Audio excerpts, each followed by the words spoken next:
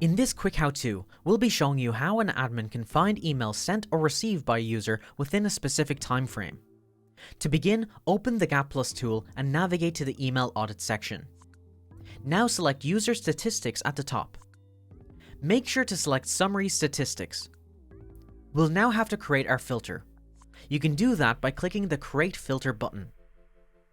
For the filter type, select Stats by date range and users. Now you can choose the time frame you want. I would like to see the email sent or received between the following months. I'll then choose the user, group, or OU I want to filter. I'll choose a specific user.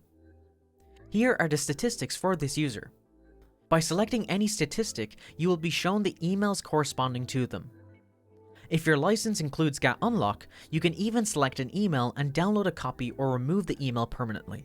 This is particularly useful when an email needs to be investigated or removed. That concludes this GAT Plus how-to. Thanks for watching.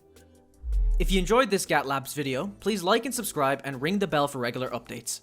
You can also get a free 15-day trial of GAT Plus by following the link in the description.